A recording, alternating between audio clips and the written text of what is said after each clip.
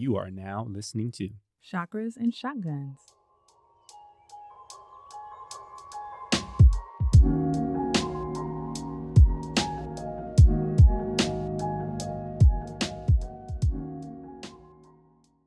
Welcome to Chakras and Shotguns, the podcast that guides you on a journey of spiritual development and personal preparedness. I'm Jen, a former corporate lawyer, now yoga instructor, human design reader. And I'm Mick, a marketer, energy healer, and prepper. So a few weeks ago, we had Jomani Ashe on talking about reconnecting with our ancestral roots, ancestral survival skills. We're seeing more and more people go back to basics, living off the grid or returning to old ancestral or cultural traditions that they had. And it's kind of no surprise. In Western culture, Western society today, a lot of our problems we can point to that loss of indigenous wisdom and indigenous culture and community and empathy, these values that used to be the standards for indigenous people around the world. So today, on today's episode, we are welcoming Kumu Ramsay, an Indigenous Hawaiian healer and teacher, and he's going to share with us, and we had an amazing conversation about forgiveness and wholeness and healing and how these values can be shared to help us all be better collectively.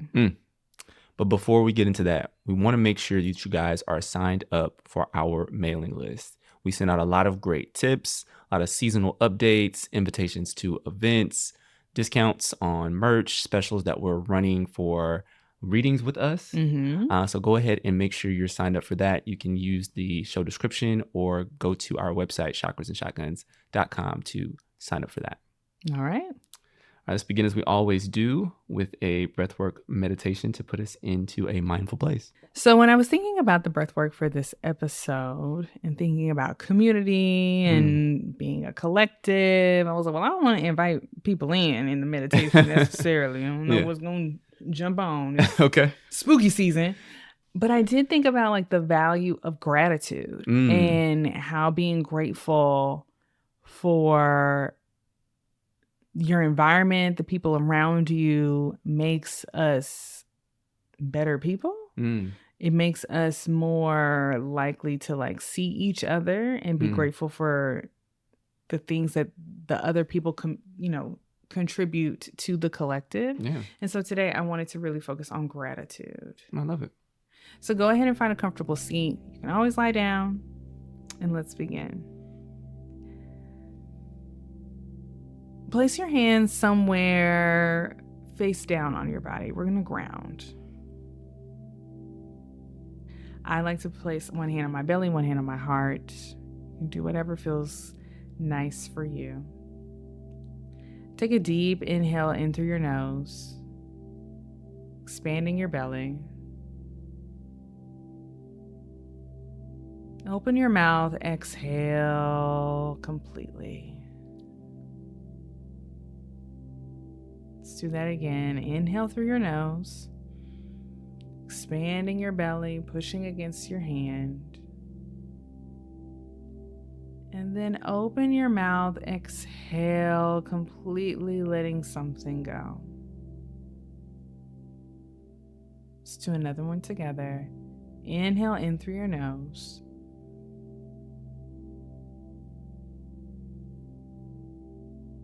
And exhale this breath back out through your mouth. Seal your lips closed. Allowing your inhales to match the length of your exhales. Finding stillness, feeling completely at ease.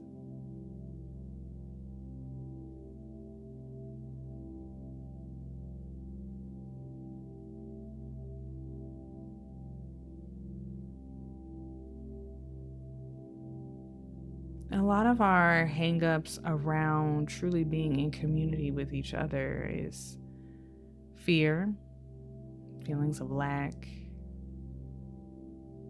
feeling like we don't have enough, that someone else has more than us. which can be a misunderstanding of how much stronger and abundant we all are together.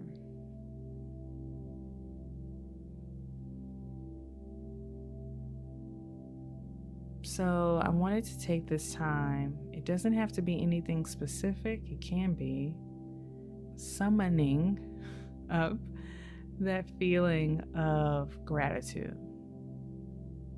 How do you feel in your body, in your chest, in your heart, in your belly when someone gives you something? Maybe something you've been wanting for a long time, or even something out of the blue. That feeling of feeling cherished, seen, thought of.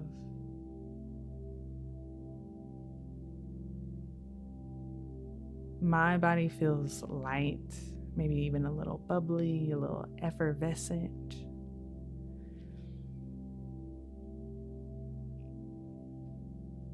Can you sit in that feeling?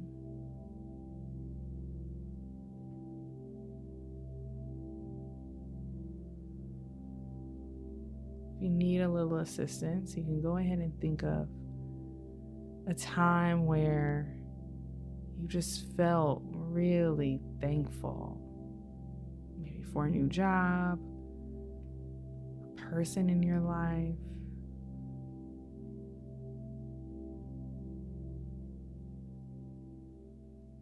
Maybe even allow a small smile on your face as you try to feel this feeling of gratitude on a cellular level, deep into your bones, into every molecule.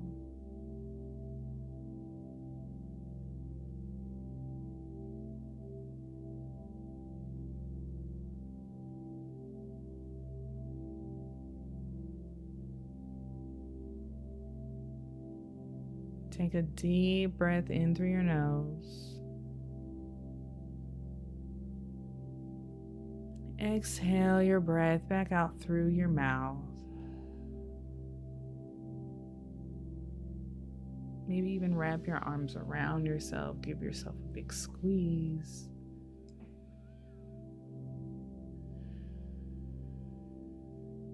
And start to wiggle your fingers, your toes. Keep holding on to yourself. Flickering your eyes open. Come back into the room. Hello. That was great. I love that one. Thank you. Yeah, hopefully everyone is feeling in a mood of gratitude right now. That was great, Jim. Thanks. All right, so let's introduce today's guest. So, Kumu Ramsay Tom, he was mentored and trained by the respected Hawaiian elders, also called the Kupuna. And he is a practitioner and instructor of several Native Hawaiian practices, including hoʻoponopono, which is a stress release and mediation practice. He's also trained in Hawaiian body alignment and Hawaiian combat/battle art. Ramsay Tom is also a recognized cultural resource, sought after keynote speaker, lecturer, trainer, and facilitator. He is especially effective working with Hawaii's travel, leisure, and retail industry, where he integrates Native Hawaiian cultural values and principles into contemporary business. He is the founder and president of Hawaii-based Life Enhancement Institute, or LAY of the Pacific. He is the director of the Pacific Islands Leadership Institute at Hawaii Pacific University and the Cultural Sustainability Planner at PBR Hawaii and Associates. So without further ado, we welcome Kumu Ramsay Tom to the show. Thank you so much, Kumu Ramsay, for coming on Chakras and Shotguns. It was such a pleasure to connect with you at the Aniwa gathering, and I just really wanted to share some of your wisdom with our listeners and kind of share some of your story. Well, thank you for having me on. It was a pleasure meeting you at Aniwa as well. Let's get into it. So your background is very unique. Talk to us about your journey and how you got to doing this work that you do now. Yeah, well, thank you for that. It's been an eclectic experience for sure. Um, I'm not sure if I told you, Mick, when we met, but my experience at the Air Force Academy, I have to say, I had to lose my sight to gain my vision. What I mean by that is at some point, preparing to get in the cockpit to fly, pilot training, they told me that I lost the capacity to fly, vision. So I had to redirect, had to reframe, redefine what it was I was looking for, what I wanted to do, and whether or not that was the right place. And so I think that was one of the first major shifts in my life at the time because there was this direction. There was an idea of where I wanted to go. And so it was at that time that I came back to Hawaii for a bit, but transferred everything that I had done to the University of Southern California and actually ended up in Washington, D.C. working for legislative aid. uh, as a legislative aide for a congressional office here in Hawaii. So I was still connected to the islands and intention and purpose. And my purpose at the time and intention was to create a better experience for uh, all of us living in Hawaii, primarily Native Hawaiian, and had been engaged in activities since high school that were focused on that outcome. As many people may or may not know, the Hawaiian kingdom was overthrown in 1893. And the conditions for Native Hawaiians under the continued occupation of the United States has been, well, we're at the top of all the wrong lists, put it that way. So many of us have been working towards how do we improve those conditions? And really, that was the focus. So, Jen, to answer the question, it's because of that focus and interest in improving the living health, human rights, and conditions of our people and our community at large, because it's not just the Aboriginal Indigenous individual that was part of our kingdom, but it was really anyone that had loyalty to the crown and to the principles of living with the law and living in Hawaii. They too are impacted. And frankly, anyone that's come to Hawaii that's living under a false pretense that this is paradise in the absence of struggle and challenge. Uh, So unless everyone is actually achieving, levels of peace, harmony, uh, and all the things that everyone wants around the world, clean water, good food, education, housing. That's not an ethnic thing. It's not a culture thing. That's a human rights thing. So I hope I'm not going too far afield, but that's fundamentally how I got into this work was because of that great interest in bringing us to parity, not asking anyone to do anything more dramatic than feed people, house people, educate people, and treat everyone with the same degree of opportunity and respect. So that's kind of how it started. And I was fortunate to enough to be mentored by numerous elders, uh, who I would call disciplinarians, but not from the standpoint of being punitive or punishing ones as a discipline, but they were very in their discipline. Thank you for sharing that. I would love for you to touch a little bit more on some of those Native Hawaiian principles, right? We hear about the spirit of aloha, and obviously you shared the ho'oponopono principles at Aniwa. So I would love for you to kind of talk a little bit about some of those principles and how that really shaped your upbringing. Yeah, that one of the big principles of our community is that community, the notion of we versus me. In our language, we say kako, which is everyone, right? Which includes our elders. And as, of course, we in society, contemporary society, have managed to separate our elders from what we call our opio and our keiki, our children and our teens. So there's a gap. We don't have the bookends have been separated with nothing in between because there's a separation. And so you don't have that, I would say, that mentoring, right? Where it's not in your home anymore, right? Where that was a big part of it. So caring for, respecting, and assisting our elders was a really important component, principle to live by. So with that principle in mind, I found myself in assistant of these elders. And it was through that exchange or being present, really. I didn't do it because I was expecting anything in return. That was just part of the process. So, and I happened to be the last man standing in some cases. I was the only one left in the room. So it was then that they decided that they would fill this empty coconut with some information. Yeah. And so benefit to me, but there's still days I wish I had spent more time with them because there was just so much knowledge.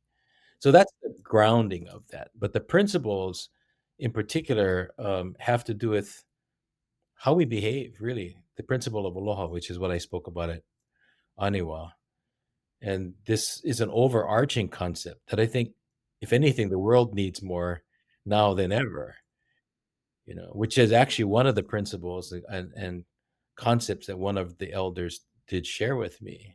Her name was Pilahi Paki, who I endearingly call Auntie Pilahi, because in the time we spent together learning and her sharing and me learning, she really made it clear to me at some point in the future, in our lifetime, the world would be in turmoil, dis disorder, and challenged, and the land, the environment, and the people. We would all just be in a disruption. So she said that Hawaii and aloha would play an important role in bringing about the healing in that time, in that condition. And frankly, between you and me, Mick, I think we're in that time and have been for a while now. This is why, this is the underlying reason, again, continuation of the previous question. My desire, interest, and actually direction from these elders was to share these principles of aloha and ho'oponopono, of making right to correct, but also doing so with the spirit of the warrior as a lua practitioner. So these are the two or three things that I spoke about at Aniwa, but weave they're woven together within my persona. I had all these elders come together and kind of, like I said, pour that into me so that I could share it with others. But aloha is the overarching principle. The process of ho'oponopono and lua are methods and means of bringing things to balance. But underlying it, aloha is the theme that keeps us grounded and acknowledges that your air is my air is yours. We don't want to damage that. So if I damage you, I damage me. And it also suggests that each of us is a representative of within us. We retain the spirit, the life-giving spirit, which is divine. That's the principle of Allah. And the first word, what Allah means to be in the present, to be face to face, much like we are now, but even in person, face to face, eye to eye, heart to heart. So it is in that moment that aloha is extremely critical because you're establishing a commitment of trust when you say aloha. I'm acknowledging the spiritual entity, the divine in you. It is a reflection of the divine in me. So consequently, when I can live to that principle, that why would I want to, or could I even do injury to the divine without doing injury to myself? So aloha is that principle of leaving people whole, leaving places whole, but also you yourself finding wholeness, right? Rather than operating from scarcity or from a position of not having, despite what's in front of us. The bowl may be empty right now, but if we see it as empty rather than opportunity to be filled, then our focus gets in a different direction. So yes, is my glass half full or half empty? Someone told me it depends if you're pouring or if you're drinking. It's what your perspective and relationship is. So aloha is a principle. It's a way of being that hopefully allows us to engage in those experiences where the scarcity mind may take hold and remind us there's only abundance when we focus on divine. Oh, I love that. Yeah. I wanted to ask you something that Mick and I have wrestled with is the keeping of certain indigenous traditions, sharing them, and And maybe that's partly ego of being able to trust that the people that you're letting embrace this, learn about it. Can you trust them with it? Um, do you hold something back for yourself? Did you ever feel like this push pull with being given that mission of that's so sacred to you and not knowing if it's going to be as others? Yeah, that's a really good question. And probably one of the greatest challenges that those of us that have been given the responsibility of not just only sharing, but also caring for the content, its process, procedures, but also for those who may use the information inappropriately, right? Which could do harm to them and others. So, in our world today, which of course we see so much going on around us, gun violence, take that as an example, is that if you are the keeper of a weapon like that, it's incumbent upon you to protect it from those misusing it because they don't know how to use it properly. They could hurt themselves or others. Or perhaps they come in with an attitude where they want to use it to harm others, and you have to have discernment to be able to recognize that. So, similarly, cultural principles and practices, especially those that are deeply spiritual, which then begin to have impacts on different planes of reality, right? Dimensions. We aren't playing with an empty gun when we start. And I don't mean to make it so violent, but I think that demonstrates the the importance of taking these responsibilities seriously as a kumu. In Hawaii, kumu means, teacher, professor, but it's really resource. So as a resource, we have to be mindful about how, where, when, and whom we share this with. At the same time, however, we have to operate in faith that divinity is guiding us, at least for those of us that subscribe to that those that need to hear it will hear it, and that those that shouldn't won't at that point in time. It still requires us to be mindful, right? Pay attention in how we share this information. So, Jen, your question is well placed. It is a great responsibility. But again, we also have to know I don't own the information. Now, from an intellectual property standpoint, I may design a book or film or something which I can claim ownership of, but the content, the information is really universal. It just happens to be coming through me at the moment rather than someone else. There is that privilege, but there's also responsibility. And I'm not sure it's any different than a spring that feeds a pond or watering hole that feeds the animals that come to it. The watering hole doesn't discern who gets to drink, nor does it say that the lion can't eat the llama, right? It just says, I'm here, I'm providing, and please use it to your benefit. So we have students who come oftentimes, I'm having it right now actually, they just took the class or experienced once, and already they wanna be teachers. Where is that coming from? So there's a gap, but it tells me that there's a need for something greater, and it isn't the class, it's the perception that one knows has a capacity to share, perhaps for the wrong reason. So all of that is, I think, important for anyone who is holding ancestral knowledge, wisdom, because it feeds the future, right? And if we allow it to be poisoned, then or damaged, spoiled, then that nutrition is lost to the future. I hope that makes sense. Yeah, yeah. For sure. I was talking to Jen after Aniwa and was trying to explain to her the whole Pono process and what it's all about and the experience of it. And it's something that you can't really put into words, because I can't, because I don't have the experience that you do. I don't feel like I did it justice. So for Jen and for our listeners, just kind of give an overview of what Ho'oponopono is and some of the forgiveness aspects that. Sure. At the highest level, Ho'oponopono is a way of making things right, primarily things called relationships, primarily about relationships. It's not fixing a glass that falls on the floor. However, if I pick it up and I glue it together, that would be Ho'oponopono because I've kind of put it back into order, but it may not function in the same way it did before.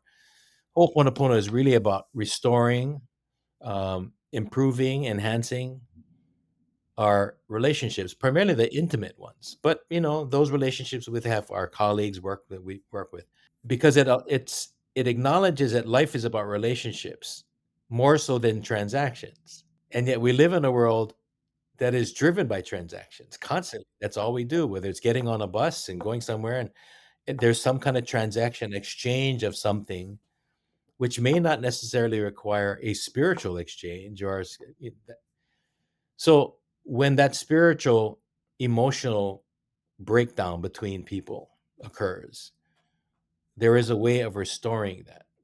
Not fixing something that's bad, by the way. Bad behavior is bad behavior. I don't want to fix bad behavior. I don't need better bad, I like to say. What we want to do is create a preferred condition where whatever was causing that inappropriate behavior no longer exists. The ingredients are no longer there. So imagine us eating a chocolate cake that has bad ingredients in it. Looks good on the outside, but not very good on the inside. Putting more frosting on it, it's not gonna change its nutritional value. So what I need to do is I need to change the ingredients and if I wanna have a healthy cake. The ingredients in this case happens to be our memory, our experiences that we come to, especially those that are littered by and clouded by fear, anxiety, mistrust, all of those kinds of elements that begin to shape how we interact with other people, which means because I distrust in general, I can't even trust myself sometimes, then how can I trust others? And if we're judgmental about others, there's a likelihood that we're going to feel we're being judged by them. In essence, that's a mirror. So the mirror that we are standing in front of, which is another person, is reflecting back to us what we've placed in front of the mirror. So if I don't like what I'm hearing, I don't like what I'm seeing, then I need to look at myself. Why am I seeing this? What did I put in front of this mirror to experience this sadness, this anger, this fear, this anxiety, this anger? Ho'oponopono allows us then to go into that memory bank, if you would, and clean that out, remove those barriers, those obstacles that are created by these memories, so that we can move forward in our lives rather than constantly looking over our shoulder, looking back. That's the simplest way to say it is that if your natural guidance system is to turn right every time you run into uh, conflict, the conflict will be there, but you're turning right and you no longer see it, believing that you've dealt with conflict. But if you keep turning right, you're going to run into the conflict again because it never ended. So going right, you end up left, you really end up right where you started. And many of us have that cyclical cycles in our lives where we could change companions, we could change jobs, we can change houses, we can change clothes, but fundamentally the person inside is the same. The lens that we operate from is the same. So consequently, we'll see it again because we never erased the ingredients that allow us to see and measure that light beam, that metric that is now bouncing off the back of our eyes, right? And triggering those memories. So if you want to see something differently, then changing the memory of what you think you're seeing and allow you to see perhaps truth for the first time. So I'm not explaining how it works yet. I'm just saying what it is. It's something that allows us to remove the memories, the underlying causes to those things that serve as barriers and obstacles in our lives, especially to good relationships. And at the end of the day, it's always about relationships, right? Whether I'm buying a pizza as a transaction, I'm taking it home to my family, right? To have dinner, that's a relationship. So one way or another, it's always going to be a relationship. And it's not always just with people, the relationships with the world around us, the environment. And so even there, it's necessary for us to ho'oponopono, to make right when we have done damage or harm to our environment. So, I guess in your view, would you consider the Ho'oponopono process a meditation? Like, how do you classify it? Yeah, I think if you walked into a room while a group is doing ho'oponopono, it'll look as if they're maybe even sleeping because they're in deep meditation. Keep in mind, meditation as a practice is really the hearing part. You're listening, you're meditating. When you're praying, that's the sending part. And so there's 2 components to it. So in hoʻoponopono, there is the prayer, the invocation, the request, the ask, and then there's the other part that just allows it to be and you receive. And in this case, the receiving may be the blessing of one of those memories being erased or altered, but not because you want it to be, but because it's time for it to be. In other words, they say, "I'm ready now.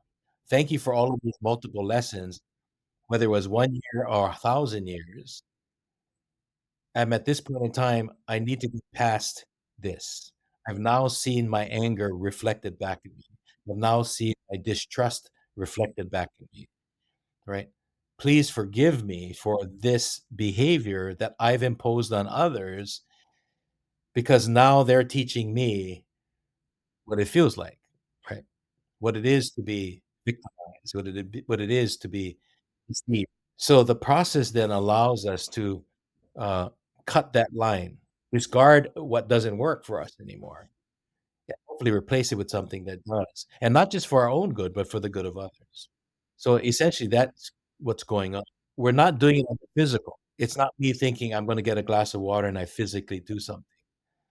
There is that. You must physically decide, I'm going to be quiet.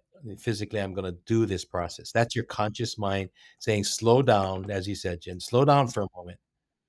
Take a moment, breathe, and ask. But this is a relationship between you and divinity, you and your subconscious mind, that part that connects all of us to the great beyond. And so if you're operating in the conscious mind, you're still outside of the room. So when you're doing the process and you start communicating with your inner self, your inner child, as people would say, that is actually the conduit to the process of connecting to that larger source of information. So I like to say, Mick, that it's really ho'oponopono as a way of reconnecting to source. And if you reconnect to source, and if you're connected to source, genuinely so, on a regular basis, then Jen, I would ask you, could there be such a thing as scarcity if you're actually connected to source? Yeah. You're touching on a lot of themes that I've been talking about for the past weeks, all the way up until this morning. I did a yoga nidra session last night, and what came through was the mirroring, the reflection, the seeing of each other. Um, Yeah. so this is everything I needed to hear. Everything's lining. And Well, that's great. Yeah, and if we are aligned, and I'll use the word alignment. Ho'oponopono is about alignment. When we are aligned properly and appropriately with the environment around us, lean is part of that process as much as being mean is too, right? The object is nature has a way of understanding it. So the animal world knows that when there's less food around, they tend to produce fewer children because they know that they don't want to bring these children. But where does that come from? Is it a conscious did they talk to their tax accountant that is there enough food for me to have a kid today? Right? Because that's a control thing. But somehow they've communed with nature around them that recognizes, hey, less food, less babies, less responsibility, and likelihood that we survive rather than bringing too many kids into the world. Other animals and other species of trees, they'll go dormant for a while because they know that the resource is not there. They'll go underground and then they pop up later when the water is back. There's a resiliency, which I think we as humans have lost, or at least have forgotten, because we're applying maybe a false metric of success. It's how much we got rather than how well we use what we have. And it's always more is better, more or less, right? But the object is there's a tendency to be very quantitative in our lives and less qualitative about it. And so I think that sets up this tension. If I don't have this, then I'm not successful. Now, don't get me wrong, we need to eat, but that's the basics. Can I eat? Can I make it to the next day? But we also don't wanna be in a just a survival mentality all the time, or even a fear mentality that if I don't have, I won't have, that type of thing. And there's really only two fears, if I may. And the two fears really have to do with losing and not having. All other phobias come back to that, losing and not having. But if you're connected to source, you always have what you need, therefore you can't lose what you don't have. But the fundamental practice is I've got something in my hand, you're getting more, I'm getting less. Therefore, at some point, I'm going to have nothing and you're going to have everything. We've set up that paradigm in our lives rather than recognizing I have exactly what I need. And now I have to figure out, well, if everything around me is what I need, then I need to shift my thought process about what that might really be or realign my behaviors to be in alignment with that. Now, that's not to say that we should accept less, right? Especially when you deserve more. But many of us think we deserve more, but haven't done the necessary work to receive more. Many of us just show up thinking, because I'm here, I receive. That's the principle of learn to earn and earn to learn. What is that? In some cases, it's not just on the physical plane, but on the spiritual one as well. Have I achieved a level of spiritual maturity that by the graces that I demonstrate, I too shall be rewarded? That's a reciprocity agreement of aloha, to give and to receive. Never forget to give back when you do receive, and never expect anything in return. Fundamentally releases the pressure that I think most of us are experiencing. Because if I saw that someone was in need and I had the capacity to help, and I were to fill that hole for them, I've created a hole in my life so that someone can fill it for me. We create that energy of flow. But when we're in these lean times, as people say, we tend to shut down. And when we shut down, we shut everything down. And therefore, there's no in because there is no out. I think that kind of brings me back to that metaphor about the animals around the hole. And the watering hole, it's our earth, and the animals around it are like us. We're humans. We're all collectively around this watering hole. And even what you were just saying now, there's this tension between capitalism and Yeah. indigenous knowledge. And so even as animals around this watering hole, we have some who are, a lot of us who are poisoning the water hole, and some who are Mm, trying to clean it up.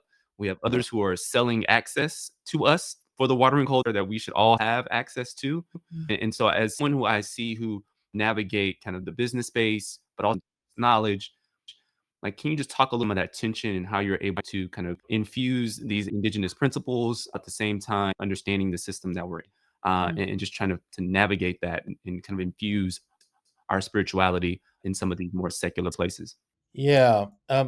I think maybe the simplest way is to always be real. Real is an acronym for being respectful and reverent, as well as resilient.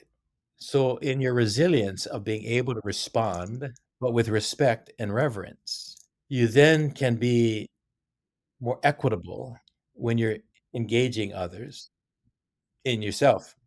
And equitable, not so much as equal, but equilibrium. Equilibrium suggests that at times there is more, at times that there's less, but overall everything is in balance. Like the ocean, there are waves that come in and there are waves that go out.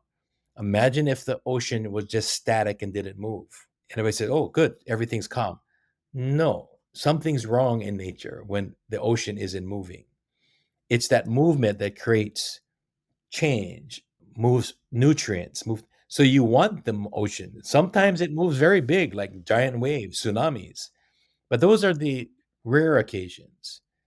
So you don't want to live your life in fear of rare occasions. You just need to be prepared for those, right? But it's that movement that you're looking for. So being real, respectful, and reverent of that ocean while we're looking for equity and equilibrium, but also being ethical about that, right? What ethics are we operating from? What's your ethos? And I subscribe to a set of ethics that perhaps others may not, but I like us to aspire to, right? Such as being kind, right? And making sure that everyone is eaten, and everyone is housed. Those are the questions that I like to ask myself. Did you eat today? Right? Did you sleep well?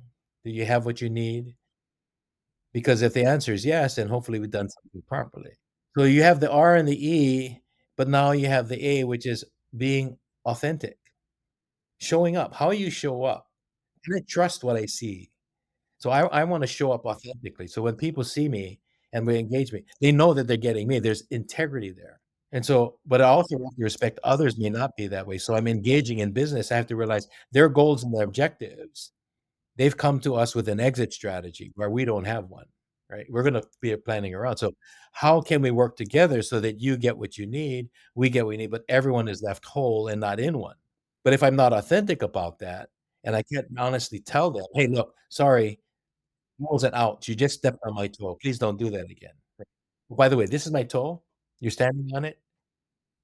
Was that your plan? It's uncomfortable. And I think that's part of it.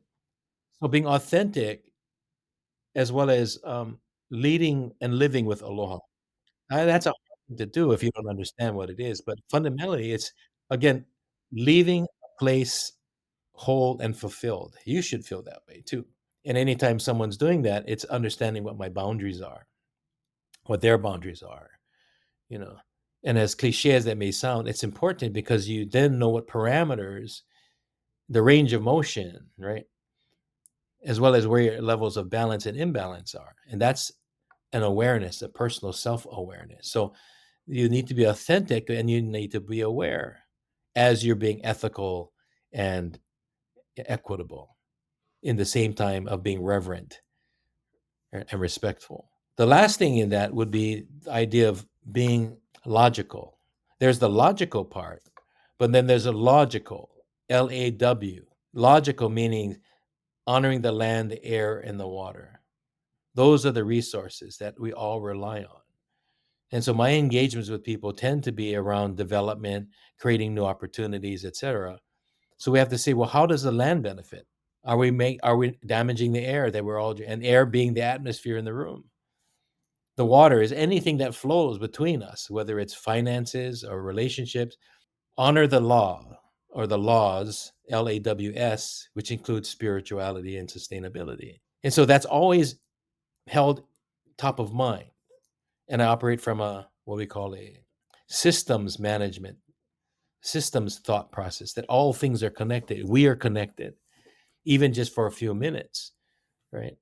But even when we turn this system off, we're still connected. And so acknowledging that that connection with these people means that anything I do to harm them, at some point, it's going to come back to harm me.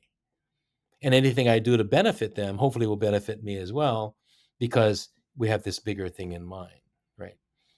So the L in real means logical, but also logical.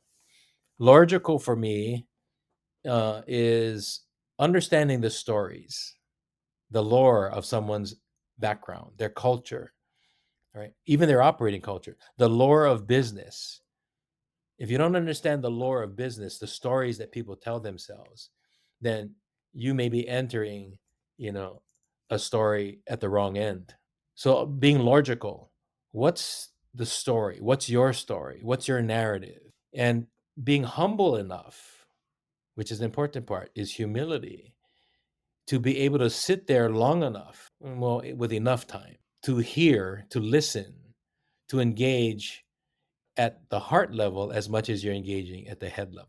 So it goes in through the eyes and ears, but it should drop to your heart and triggers a response. And so by being real, all of those things I just said, it makes engagements such uh, more successful, you know, more equitable. But they're all being driven by law. So I guess end with if you have any tips for how we can better get closer in terms of our relationship with Mother Nature. Yeah, well, interesting enough, the closest thing we have to mother is the food we consume, right? It all comes from nature, and if it doesn't, it comes from a box, and it comes from a test tube. So if you want to get close to nature, know where your food comes from.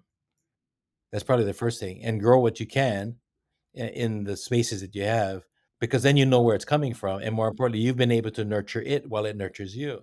So being more selective and maybe more discerning about the things that you purchase and who you support in terms of what you're eating. Now, granted, it becomes extremely expensive to eat healthy these days. They got us by over a barrel. Well, if you want that, then it's cheaper for us to produce junk food than it is to keep things natural. I don't understand that, but that's how it works. Short of putting plants like the one I have behind me, I live in Hawaii, so it's not a problem getting into nature, but having it in the room, just a reminder that we're all connected. I mean, she's providing air for me right now, which I'm very grateful, right? Um, so things like that, but also edifying anyone that is in nature, how to help them because they're the warriors. They're the ones on the ground that are helping to keep the water clean, the forest healthy, the fish populations, going. Supporting those kinds of programs because in that way you're still being connected. But my first response, I think, is probably the most impactful one, is recognizing that we are what we eat. If you wanna connect with mother and the first mother, right? Our first mothers that we came from, they fed us. So whatever she's consuming, we're consuming. Only if we wanna consume healthy food, breathe healthy air, drink healthy water, then we have to make sure that what we're putting into the earth and into the air and into the water is healthy, or at least not damaging what it is we've ultimately consumed. That's the cyclical relationship. That's reciprocity. So if you live in a high rise or if you live on the land, I don't think it's any different. It's a matter of recognizing what my relationship is with mother, and the most significant one is the food we consume because that represents that connection. Beautiful. Well, that answer did spark one more question, so I'm gonna go ahead and ask it. Being on kind of the mainland, 48 contiguous states, a lot of folks out to Hawaii, and so are there any tips you have people who wanna visit, how they can be respectful, of the place when they are.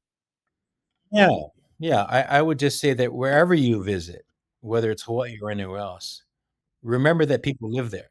Now, if you go to an amusement park, that's a little bit different. That's, a contrivance. But when you come to Hawaii and places like this, our beaches, our mountains, we live here.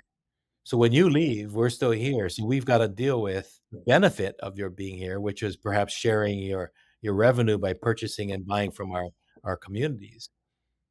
But there's more to that, right? Is that don't leave the place trashed. Don't take what's not yours to take, right? And acknowledge the fact that our children are here, our elders are here. How you behave impacts them. And if you wanna come back to a place that's beautiful, then you should leave the place beautiful as you found it. And if it's not, then do something to help restore that beauty. But just keep in mind, this is our home. It's not a playground. As much as you may recreate in it, we recreate in it, we also worship in it. And so while we're worshiping and you're recreating, keep in mind that there could be some tension there and acknowledge that many of our temples, which may just look like stone walls to you, are no different than the cathedrals or the synagogues that others go to. It's just a matter of recognizing their cultural and spiritual significance to people. So, kind of getting educated before you come, and or find someone who is knowledgeable and let them be your guides rather than just thinking that you know it all or that you read a guidebook and that's enough, which unfortunately I think is one of our biggest problems because to your point earlier, somebody wanted to become the spring, wrote a guidebook, and doesn't understand the nuances of what they're telling people, which in some cases actually puts people at risk by telling them about places that they probably shouldn't be going to in the absence of having someone from the place be their guide. And we've seen that many, many times. In fact, many people who love to go to Kauai would be probably frightened to hear that they just had to close one of the favorite hiking spots because of a norovirus. Now, that's not happening in nature. That's because humans have gone in there and their behaviors, right, impacted all those others that followed them. So, just a reminder that we are connected and that our practice today will have an impact on somebody tomorrow. I think that's the underlying concept. You come to Hawaii, you're coming to someone's home. Enjoy your stay, benefit from it, but maybe ask the question, how does this community and this place benefit from me being here? What can I do to leave this place better, right? As a result of my engagement. So thank you so much. This was beautiful and very encouraging for me with a lot of the things that I've been talking about, but it's been also interesting just hearing about the work that you do and your perspective on how you approach life and how we should approach each other.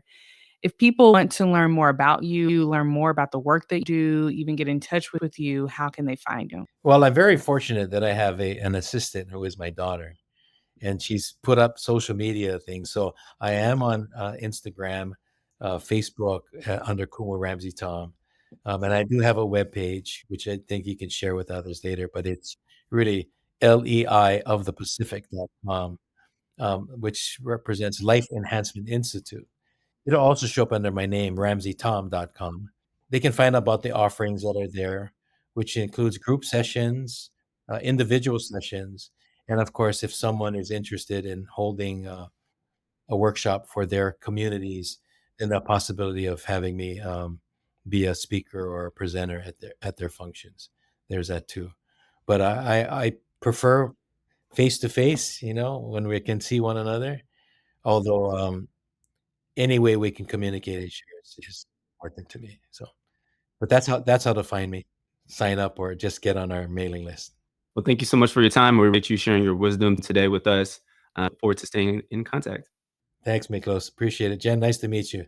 All right, that's the show. I hope you enjoyed that conversation with Kumu Ramsay as much as we did. It was fantastic speaking to someone who just has this very beautiful understanding of how we should live life and Yeah. interact with each other and share and forgive and heal. And Yeah. it was just a very beautiful outlook on life. Yeah, I love even just watching some of his YouTube videos when he's breaking down some of these principles and just talking through how we can just be in better relationship with each other as well as the planet. So hopefully you guys enjoyed that. And thank you again to Kumu Ramsay for being on the show. Finally, guys, if you're loving the show, please subscribe and give us 5 stars wherever you watch or listen. Namaste.